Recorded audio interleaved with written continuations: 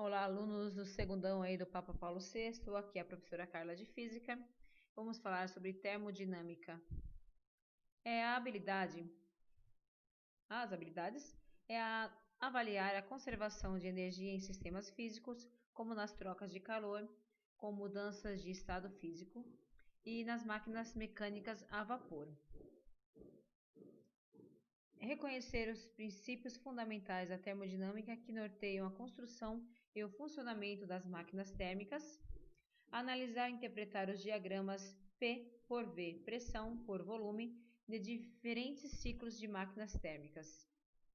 A termodinâmica é o ramo da física que tem como objeto de estudo as causas e os efeitos nas alterações de temperatura, pressão e volume nos sistemas físicos, particularmente aqueles que ocorrem em escala macroscópica.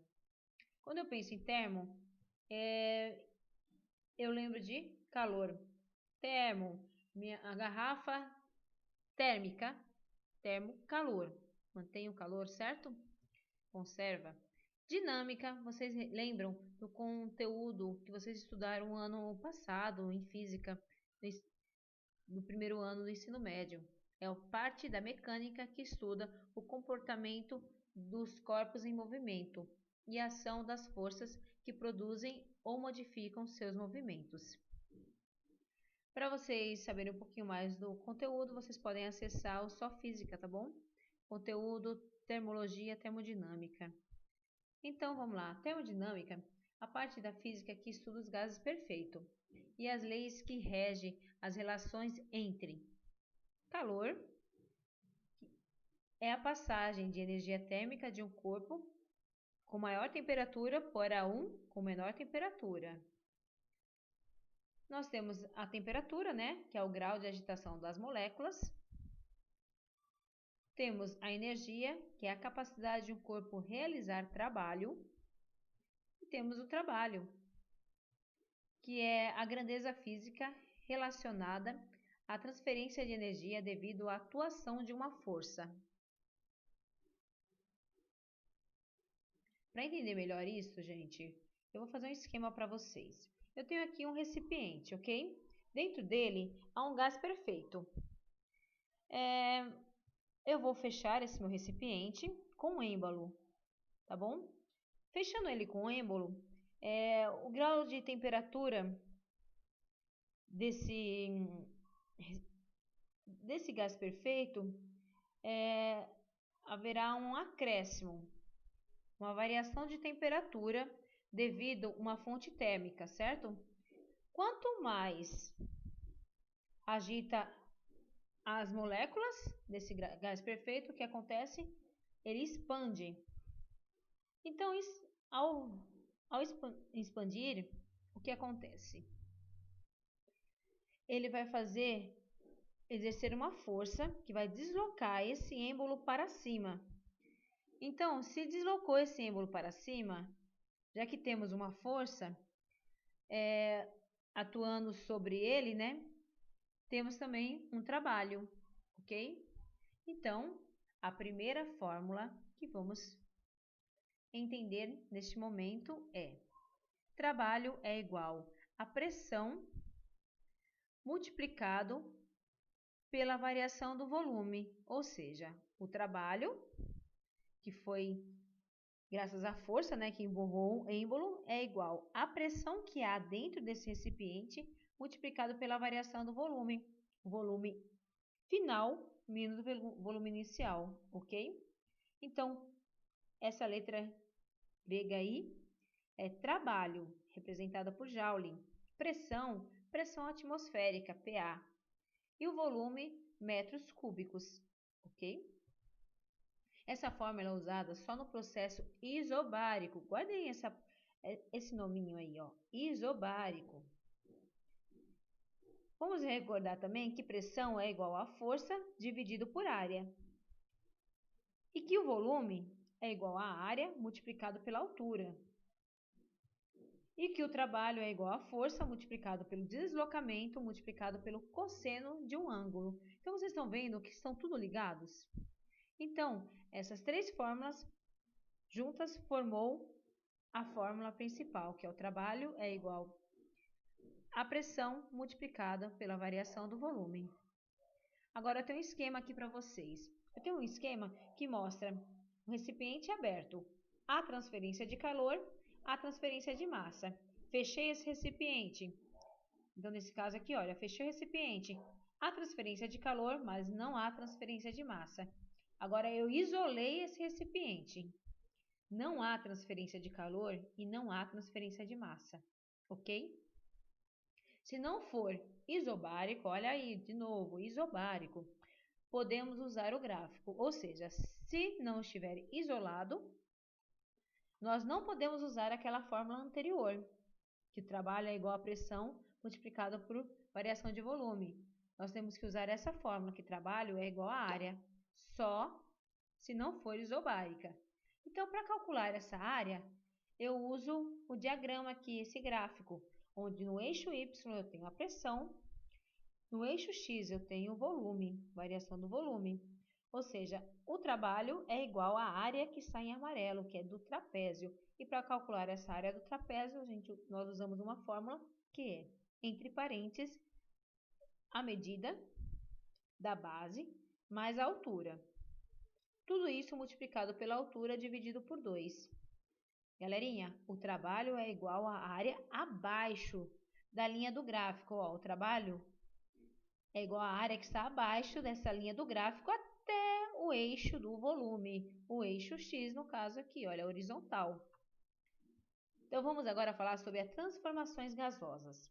Existem 4 tipos de transformações gasosas, vocês sabiam? Uma delas é a isobárica, novamente essa palavrinha aí. A outra, isovolumétrica, isotérmica e, por último, adiabática. Para calcular essas transformações gasosas, eu preciso de uma fórmula.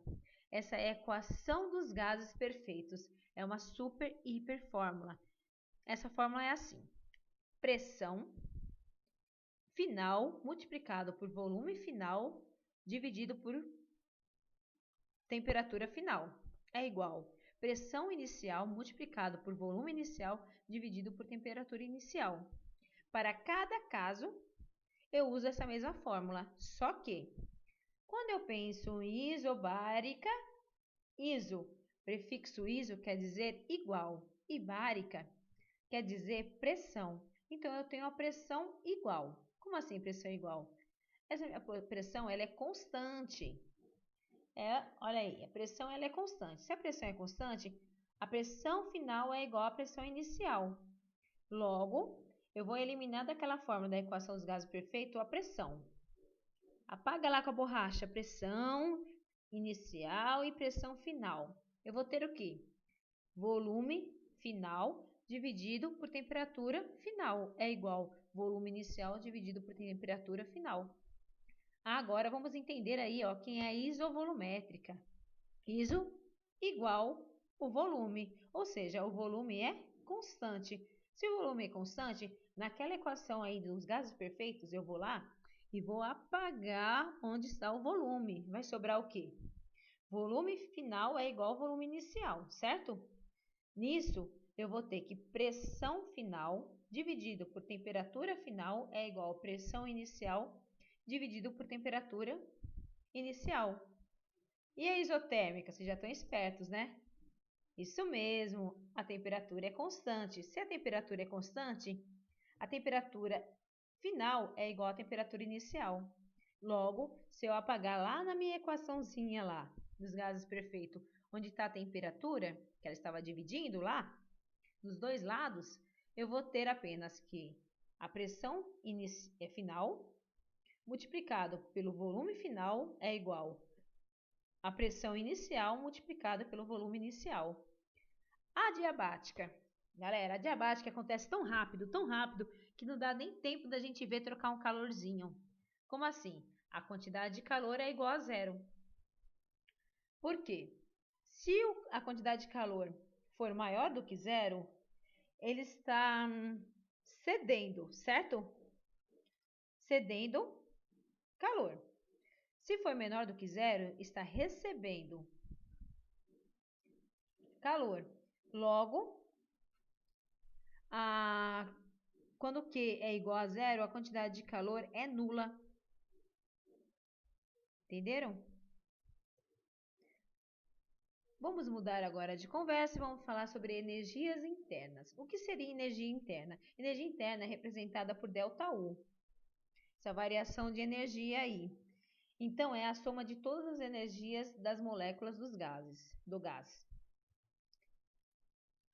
Está diretamente ligada à variação de temperatura. Então, é assim, ó. Quanto maior for a agitação das moléculas, maior for sua temperatura, maior é essa energia. Então, a energia é maior do que zero, a temperatura, a agitação das moléculas também é maior do que zero. Se a temperatura, a agitação das moléculas, no caso, for menor do que zero, a energia também será menor do que zero. E se essa energia for igual a zero?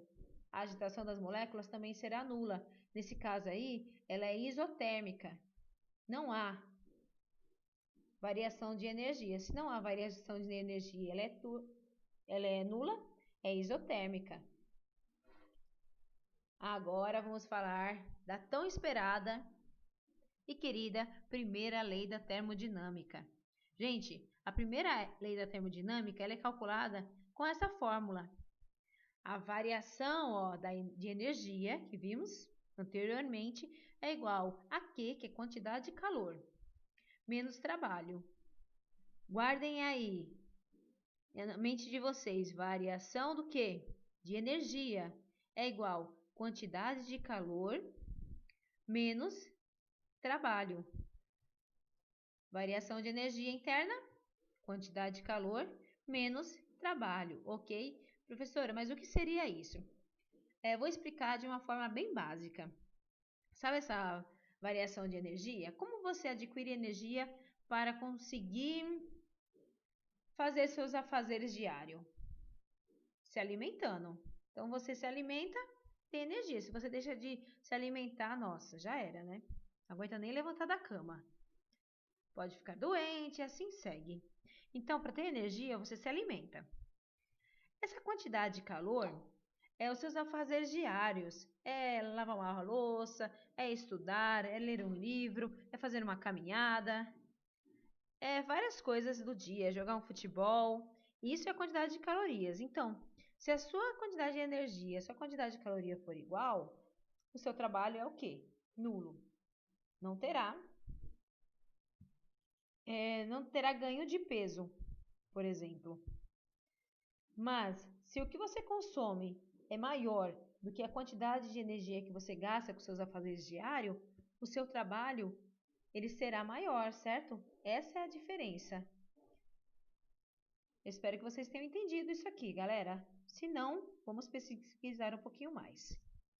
Vou falar agora da segunda lei da termodinâmica. Existe um ciclo horário e um ciclo anti-horário. Como assim, professora? É assim. Aquele ΔU que nós estávamos vendo, que é o quê? Variação de energia interna, é igual a zero. Ela é nula, não existe. Ok? É a máquina térmica. E temos o ciclo anti-horário, a variação de energia nula também. Máquina frigorífica, certo? Quando é sentido horário, a quantidade está entrando. Quantidade de calor entra e sai trabalho. Quando é ciclo anti-horário, entra trabalho e sai quantidade de calor. É o oposto. Galera, a máquina térmica tem fonte quente e fonte fria, tudo bem? Tudo está ligado ao trabalho. Impossível uma máquina operando em ciclo ter rendimento 100%. Não tem um rendimento 100%, porque a perca nesse percurso aqui, olha, sempre há perca, certo? De energia, de quantidade de calor e assim vai. Sempre há perca, nunca será 100%. Então, pessoal, vou parar essa conversa por aqui. Vocês estudem um pouquinho mais sobre o assunto, tá bom? Agradeço a atenção de vocês. Um forte abraço da professora Carla. Espero que todos estejam bem e saudades. Tchau, tchau, galera.